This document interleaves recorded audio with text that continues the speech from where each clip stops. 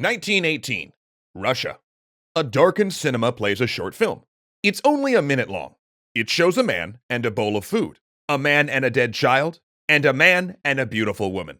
The audience stumbles out into the night after the film, raving about the acting, the subtle emotion portrayed.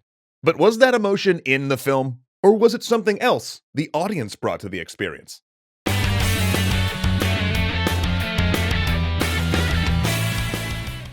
That film demonstrated the Kuleshov Effect. But what is the Kuleshov Effect? Well, let me tell you a little something funny about that film. Every clip of the man was just stock footage. They were the exact same clip. In cutting between the man and the food, the man and the child, and the man and the woman, the filmmaker Kuleshov showed something. That we ascribe, even retroactively, emotions to human beings on the screen based on juxtaposition, context, and our own emotions. Hitchcock later hilariously demonstrated this by putting together a short montage of him staring out into the distance and smiling. In the first clip, he shows him doing this, and then splices in footage of a mother playing with a child. And as he put it, this makes you feel like he's a kindly old man. In the second one, instead of the mother playing with her child, he splices in a woman lounging in a swimsuit. Now when he smiles, you feel, as he so elegantly put it, that he's a dirty old man. Don't believe me? Watch the link of him demonstrating the Kuleshov effect. It's in the description below. Oh boy. When Hitchcock smiles that second time, he is without a doubt a dirty old man.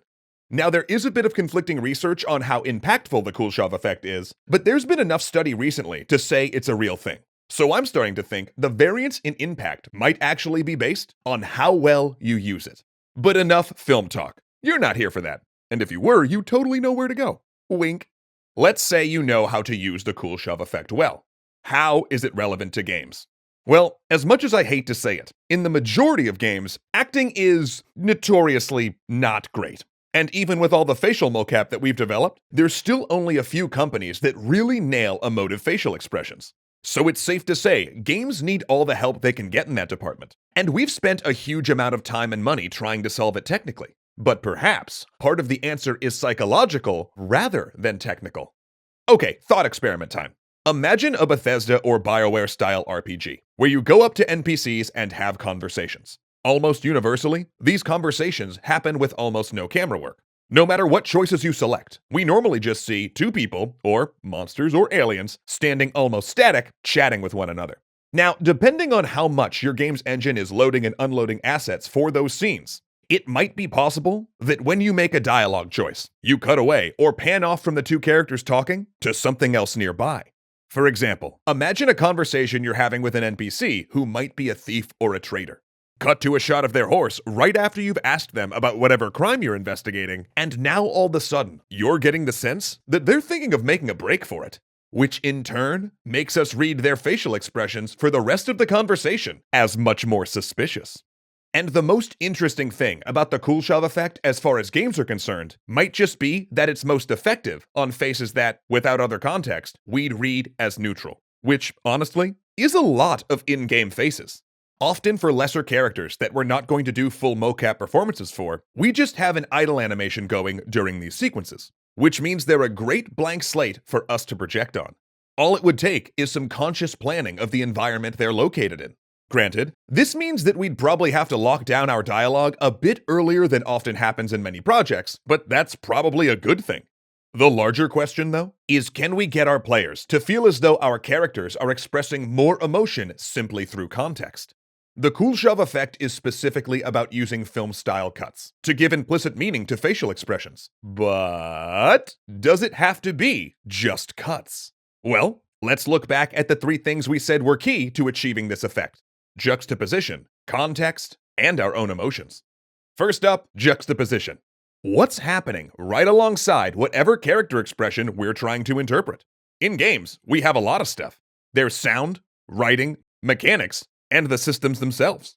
Each of these elements can be used to provide context for what's going on. Ever watch a really impactful moment in a video game with the sound off? A lot of the time, it comes off as melodramatic, laughable, or just totally unbelievable. And this is because the sound often gives us the context we need for our brains to fill in whatever we'd otherwise see as essentially stilted acting. Not to mention, sound also gives us an emotional base to project onto these characters. A sad Nobu Uematsu track goes a long way to make a collection of pixels seem to be expressing emotion, because it puts us in the right mental state to project those emotions onto those characters. Good writing, of course, also helps us believe a scene as well. But perhaps the most interesting from a game design perspective is systems and mechanics. This might be a small part of why the Paragon Renegade or light side dark side choices don't really feel impactful. As soon as we slap that mechanic on there, we're being told the emotional context for a line, rather than being allowed to project our own context onto whatever the characters say. It also exposes the mechanical and game-like nature of what we're playing, providing an emotional context of, this is just a game, which is never what you want your players to have as a base, while their brains are supposed to be interpreting a meaningful scene. By contrast, it might also be part of why blank will remember this worked so much better. It retroactively contextualized your actions to seem as though they were full of meaning in the experience. And it helped solidify the character you were speaking to as a real person whose actions mattered to you. Finding the mechanics and systems that provide this sort of emotional context is one of the challenges of the next generation of games. Because if the Kuleshov Effect teaches us anything, it's that creating believable characters doesn't solely come from the performance of the actor, but part of it comes from the audience itself. Therefore, no matter how high fidelity we get our NPCs to be, no matter how well mocapped, we can't look to technology alone to provide emotional performances. Rather, to get rich, meaningful performances we want in our games, we also need to consider the element of the players themselves, and even what, in a strange subconscious way, the players bring to those performances they see. Because if we ever want our games to feel really real, we need to create as much psychological fidelity as we do technical. See you next week, everybody.